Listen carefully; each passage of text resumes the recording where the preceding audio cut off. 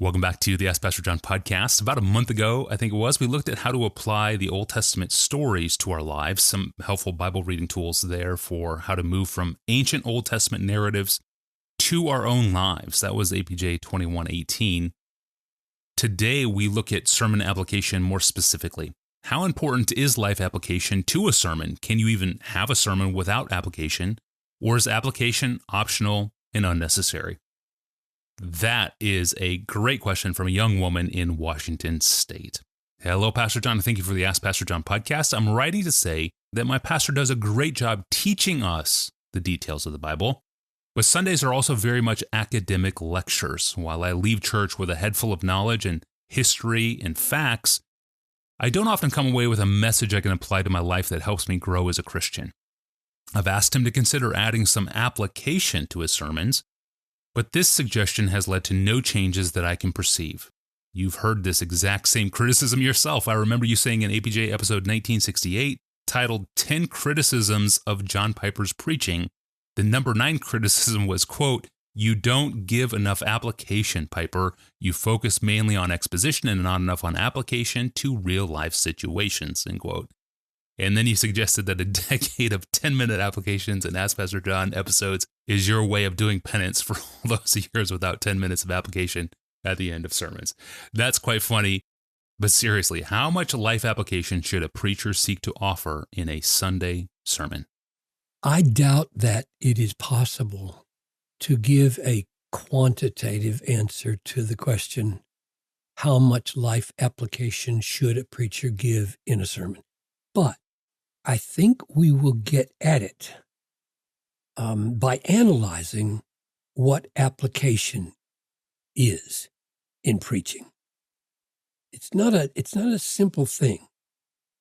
How does application relate to exposition, or another word for exposition would be explanation?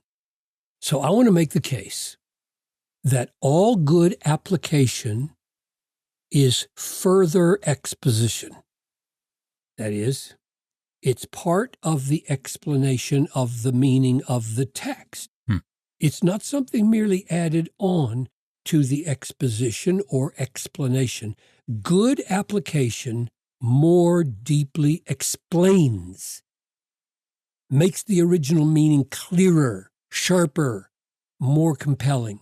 And I want to make the case that the other way around is also true, namely, no exposition or explanation of the text is complete as exposition without application to real contemporary living. Now, that may sound like I'm just contradicting my pattern in life, but hear me out.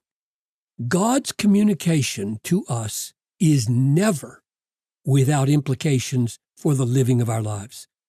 Those implications are part of what he is trying to communicate in the Bible. They're not a separate thing. It's part of what he's trying to communicate, the implications for our lives of what he teaches. Therefore, the exposition of that communication is not complete if those implications do not touch the lives of the people in the pew. And that touching we often call application. So you can see I'm not happy with the hard dividing line between explanation and application. Good and full explanation includes application, and good and helpful application deepens explanation. There is no hard and fast line between them. And I think I can show this by taking a sample text and describing 3 stages or kinds of exposition merging with application. So let's take Romans 8:13. Paul says, if you live according to the flesh, you will die. Let's just take that phrase. The rest of it says, and if you put to death the deeds of the body, you will live, but don't have time to deal with both halves. If you live according to the flesh, you will die. Now, the preacher's first job is to explain what that means. What is God trying to communicate to his people?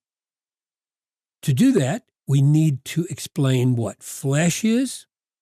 We need to explain what dying is. We need to explain what live according to the flesh is. So flesh, dying, living, that has to be explained. At least those three things have to be exposited or opened or explained, not with ideas that coming out of our own head, right? Yeah. But with Paul's ideas, so that we're thinking his thoughts after him, not just making up our own thoughts and putting them in his mouth. So, to explain the meaning of flesh, the preacher might back up a few verses and see how the word flesh was used in verses 7 and 8. Or he might go to Galatians 5:19 and show from the works of the flesh what the flesh is. With regard to the meaning of death, he might observe that everybody dies a physical death, whether they live according to the flesh or not, and so death in this verse must be more than physical death, because only those who live according to the flesh will die this death. You might argue that way and go to chapter 6, verse 23 of Romans to flesh it out.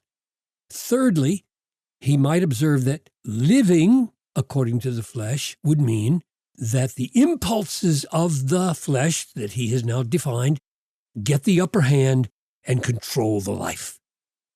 Now, the pastor may take 5 or 10 or 15 minutes to do that. I just took 2. And he unpacks the three explanatory ideas of flesh, death, living, and he may do so with zero reference to the people sitting in front of him. That, I think, is what gives preaching a lecture feel and makes a person think that his mind is being taught, but his life is not being shaped. So what I think is better than that is for the preacher at every point in the exposition, the explanation, to look the people in the eye over and over again in the exposition, using the pronoun you, like they're in the third pew, and asking them, do you see these realities? Do you see them right now in your own life? Do you know what your flesh is?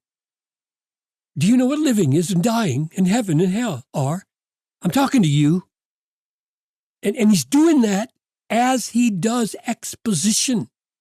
He's not abstracted like he's outside the room during exposition, inside the room during application. No. Every explanation is not an explanation in the abstract, but an explanation, as it were, of some dynamic in our lives. I would call this applicatory exposition or applicatory explanation. The preacher's not waiting until the explanation is done to press these realities on the hearers. You look at them in the eye and you say, do you know what your flesh is? And he's saying that during his exposition on what is the flesh. If you don't know what your flesh is, how will you obey this text? In other words, you're creating an existential problem for these people as you're doing the exposition, to show them how the exposition itself is very relevant for their lives right now in this moment. Do you want to know what your flesh is? Or are you just sitting there, indifferent to whether you live or die according to this text? Those kinds of questions are eyeball to eyeball connections.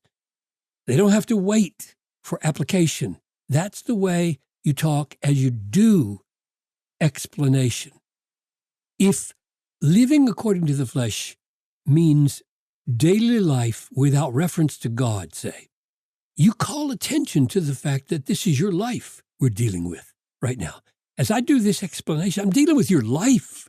You're going to die if you live according to the flesh. Pay attention to what I'm doing here. This is for you. This exposition has enormous, immediate, applicatory significance for your life. Is your life lived without reference to God most of the time? If dying means permanently and in hell, ask them, when was the last time you pondered the possibility of hell? Does it have a functioning place in your life? This verse sure calls you to have that place in your life. Another name you might give to this kind of exposition or explanation is urgency of exposition. Exposition itself can be done academically or existentially with a sense of urgency, because everything in this text matters ultimately. You don't have to wait until the last 10 minutes of the sermon to urgently press these realities that you're expositing onto the hearts of the hearers. Now, here's a second stage of exposition after this kind of urgent applicatory exposition. I might call it illustrative exposition. And I think this is what many people think of when they think of application. You look at your people and you ask, what would be an example this afternoon at 3:00 of living according to the flesh? And you pause and you wait, let them think.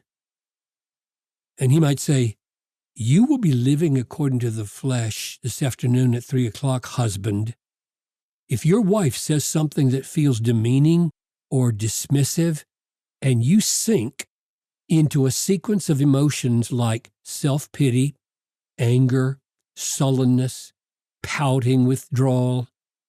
That is not the way of Christ. That is not the way of the Spirit, men. That is the way of the flesh, and if you live in that way without repentance, you will go to hell. It's that practical, guys. That's what I'd call illustrative exposition. And I say it's exposition. Yes, I say it's exposition, not just illustration.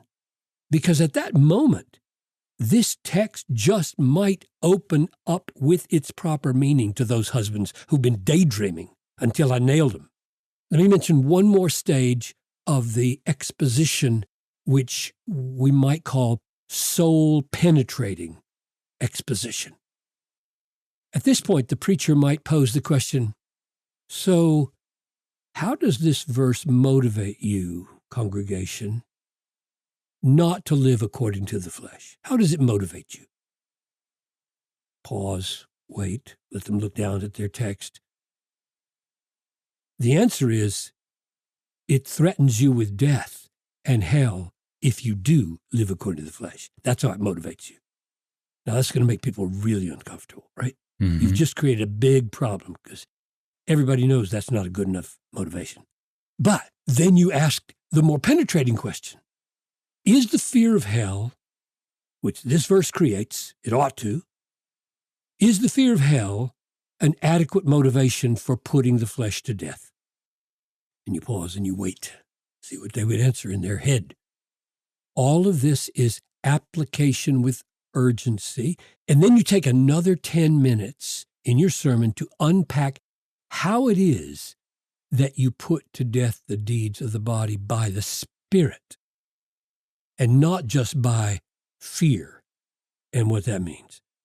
So what I'm saying is that there is a way to do exposition which is applicatory and illustrative and penetrating.